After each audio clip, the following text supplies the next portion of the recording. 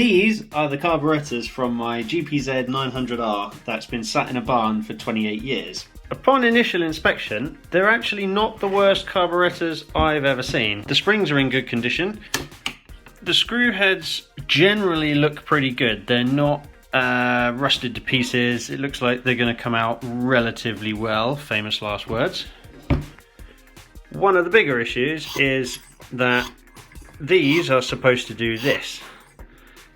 That's the only one that does that. Those three are jammed solid. There is a hose missing which goes from there to there. So I'm going to take them apart and recondition them. We have 4 kits. Now, it does say this carb repair kit must be fitted by a trained motorcycle mechanic. First things first, I'm going to get all this pipe work off and, well, it's going to need replacing. These hoses at the top are actually quite squishy, yeah, and still flexible. This is probably an original hose. Listen to this. That's the inside of it breaking down. Nice. Interestingly, the clips holding on this pipe that's gone all funny on the inside actually look like the shiniest parts of the carburetors. I bought myself some pound through JIS screwdrivers. They've got a nice metal bit on the end. The idea is you whack them with a hammer whilst applying pressure and turning them at the same time, and it just loosens the bolts up a little bit better. But the first thing we've got to do is get some penetrant oil fluid and spray every single screw on here that I can find, just to make sure that we don't snap any, because that would ruin my day. Notice I've protected the table with this lovely piece of plyboard. It's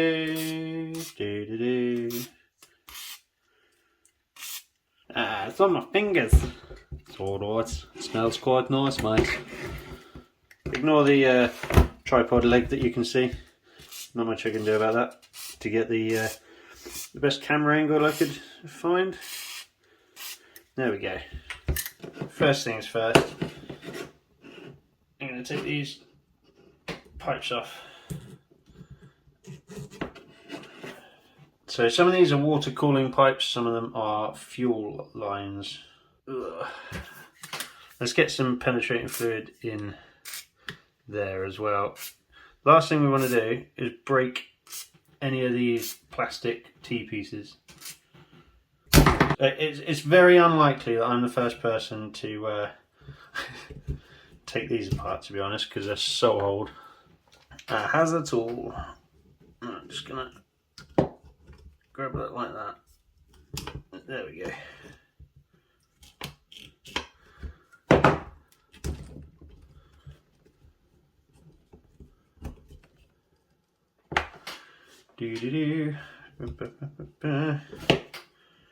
So I'm going to nip that in the middle, rotate it, and hopefully, there we go, it will just break the seal between the rubber and the plastic. So I don't know if you can see, that is not 90 degrees. It's supposed to be, but something is bent or broken there. I'll have to have a look at that.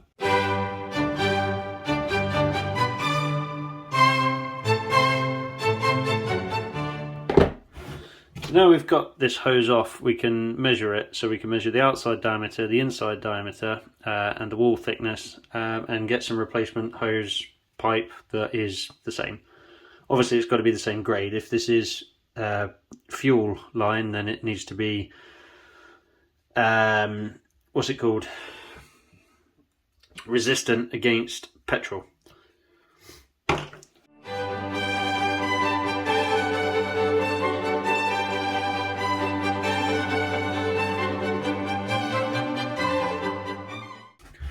Most people do not separate the 4 carburetors when doing a carb rebuild on them. However, I am going to, because if you separate the 4 carburetors, you can get to these seals in here, because you can guarantee at least one of them is leaking. And the last thing I want to do is put it all back together and have one of these leaking. So there'll be O-ring seals in there, and they would definitely have perished over the 28 years that it's been since this was last working. So, yarr. So there's a bracket here which needs to come off.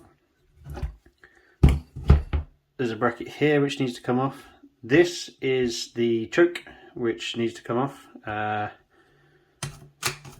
which seems to work. So let's get undoing some screws. I'm going to start with the ones holding this top bracket on, I think. Yeah. See that? I'm trying to turn this. Oh, it actually turned quite nicely. Are they all going to turn quite nicely? That'd be good, wouldn't it?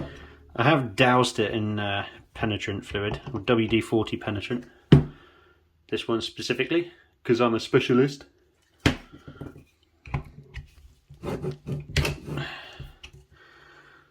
And undo all these screws holding these brackets.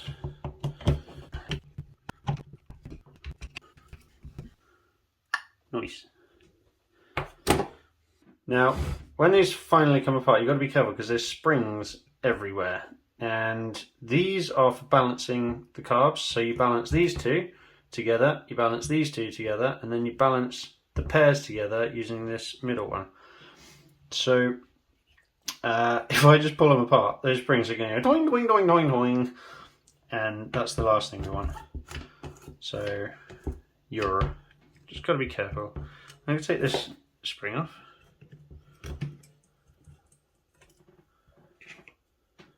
And I'm going to undo these. There's one missing. Well, that's annoying. Is it supposed to be missing though? That's the question. The 4 T-pieces here are they're held in place by this clamp and O-rings. So what I've done, because I don't want to snap them, and you've got to bear in mind this one on the end is bent anyway, I've put some penetrating fluid in, and then I'm hoping they're going to lift out, pop out quite easily. Obviously they're not. Okay, they do come out as I said, however they are very stiff and they're almost certainly going to break.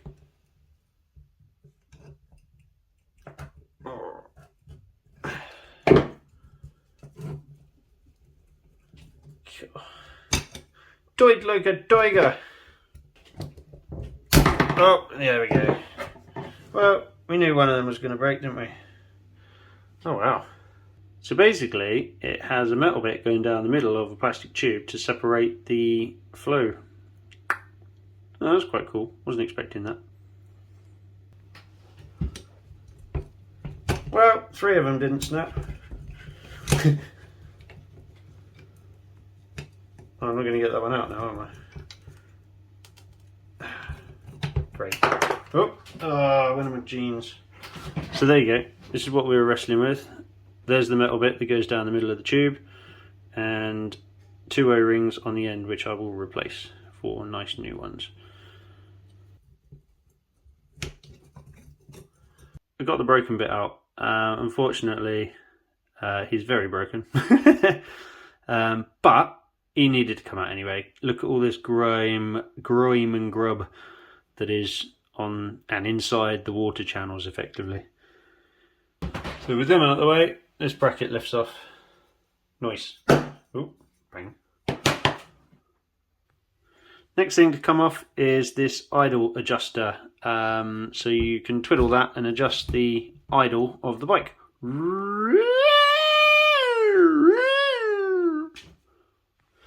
So to get them off, there's those 2 screws there, which are holding on the bracket. They're also holding on the float bowl cover thing. And then he needs disconnecting from inside here, where he just sits in a little spring holder. While I'm on this side though, I'm going to take off the choke slider. So to get these out, I'm going to use my plough through JIS screwdriver. There we go. Just hit him whilst turning him and he'll come out nicely. The screw at the end is slightly longer because it's got a extra bracket which is a clamp for this end T-piece. Which came out quite nicely. You see all that corrosion inside there, that's why I need to remove these T-pieces. Unfortunately one of them did break, so I'm going to have to try and source one. Now the idle adjuster is off of its bracket, we can just unscrew it and it will come off. Bearing in mind there is a spring attached to the end of it, which we don't particularly want to lose. Doing. Just noticed on the end of the choke adjuster there is an extra washer on there. Whether it's supposed to be on there or not, I don't know, but he's there, so just making a note of that. He's actually exactly the same size as the washers from the screws that held the rest of the bracket. And remember there was one missing? I'm wondering if they needed a washer, so they took the washer out of there and put it into underneath there to lift it up a bit. Not sure. What I'm going to do next to save these springs pinging everywhere, I'm going to undo these screws. So remember these are the adjusters that adjust the butterflies to make sure that they're all in the same place. So we're going to have to readjust them anyway when we put it back together, so I'm not too worried about that. So I'm just going to unscrew them, take them out with the springs, like so. Take that spring out of there so we don't lose that, and then put them in a little bag, keep them safe. Note the larger spring goes on the screw. Pop that to one side and then we use these to get that out of there. Doing. So as you can see now, if I move the main spring, that the throttle cable would adjust. All the butterflies are adjusting at different times now.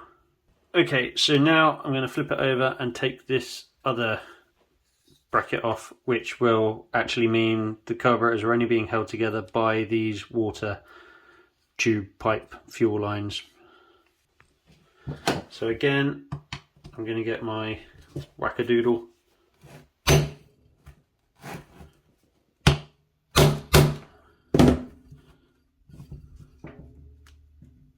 Which doesn't seem to be working. Okay, plan B. My new impact driver. Wow, that's brilliant. Oh, I like that. How have I not had one of these before? That is absolutely fantastic. How have I not owned one of these before? He doesn't feel very nice. Someone's had some fun with him in the past. Look at him. Oh, someone's hit him with a buzz gun, haven't they? Okay, wish me luck.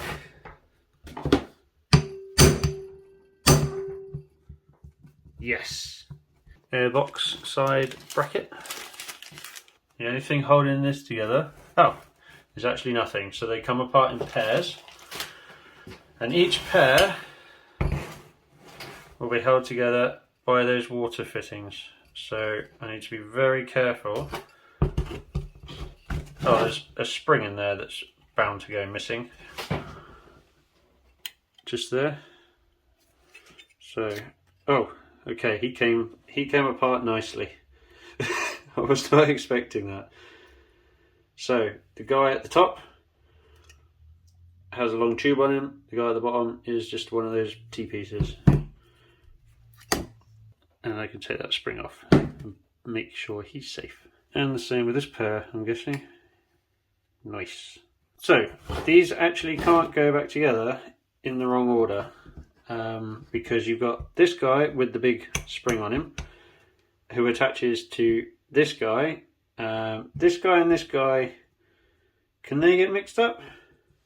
If I put that there and that there, doesn't work, does it? Because these brackets are on the opposite sides. So no, at the minute they can't get mixed up. Right, I'm going to take out the rest of these water fittings and wipe down my work area because it is covered in debris. I'm going to start with carb number 1. The first thing I'm going to do is take the butterfly valve out. Now carb number 1 is the guy that is working alright in there. So to take this out, those 2 screws, and then the disc will pull out from the top and the shaft will slide out from the side. Now these are magnetic tipped screwdrivers, which are very handy for little jobs like this. Rotate that way. Then he just slides out. Nice. Ta-da! Okay, here we have Carburetor 2, which has got the main butterfly spring on it. Once you've removed the butterfly plate, you need to undo this nut from the end. Right, now pay attention to which way up this bracket is. So nut comes off, spring washer comes off, bracket comes off. Then there's a little plastic top hat washer that goes on that way. Now, when you remove this, it's coiled one whole turn. I'll show you. As you pull him out,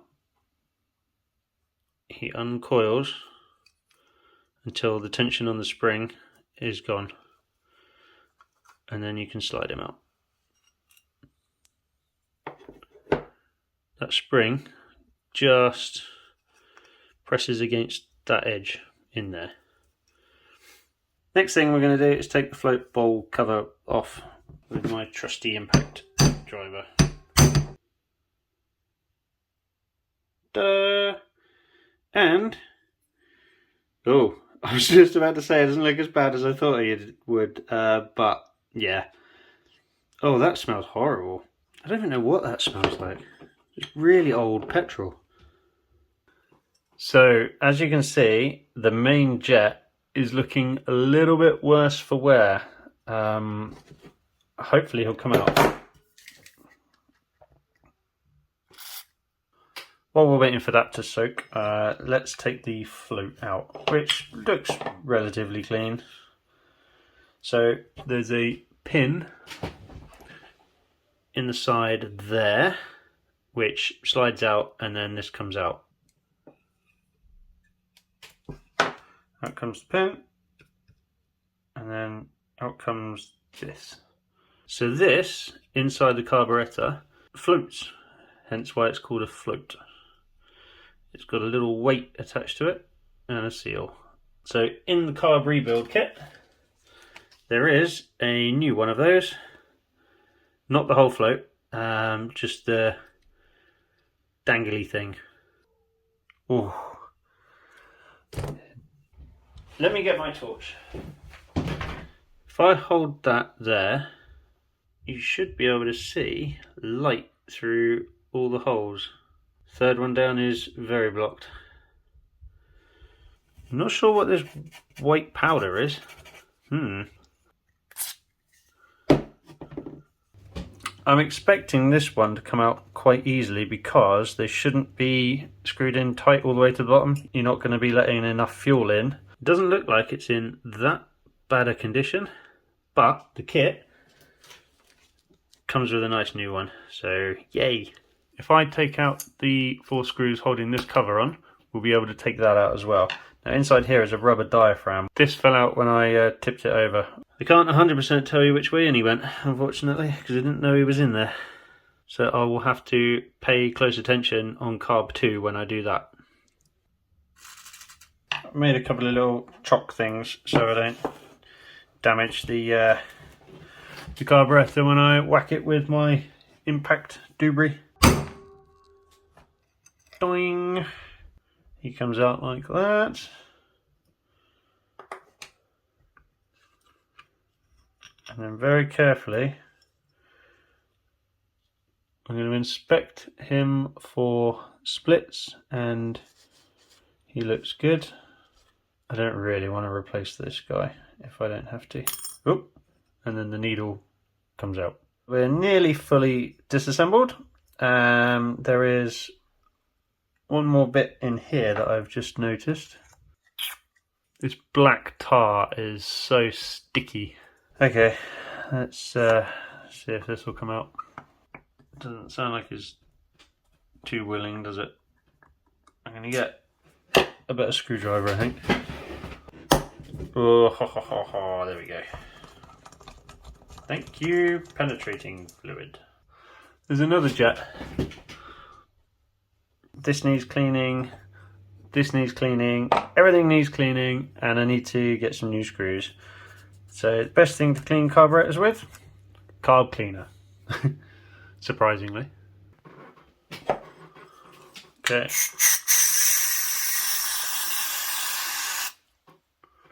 Gonna let that sit for a while, I think. Ugh. There's one more screw in the top of this float bowl cover. This is a drain plug to drain the fuel out of the carburetors before removing them from the bike. You undo the screw and it allows the flow of fuel to come out this hole. I haven't cleaned this yet, but Carb 1 has got V25 and V26 stamped on the inside of it. Inside float bowl number 1, we have 832-3-1. Not sure what that means. There is one part I've missed taking out, and that is the choke pulley thing. Oh, lovely. He wasn't tight at all. He's coming. And out he comes. Another spring. We like springs. Doing. Well, you can hear and feel the grit in there. Nice. And skip forward a couple of hours. So, all the water fittings, with the exception of one, came out without breaking. Here's the 4 bodies. Here's the 4 diaphragms, covers, float valve covers, every single screw and jet and everything else, springs, etc. All bagged up, labelled, ready to be put back together once I've done all the cleaning. If you enjoyed watching me taking these apart, then you're going to love watching me put them back together. So hit that subscribe button and I'll see you next time. Cheers!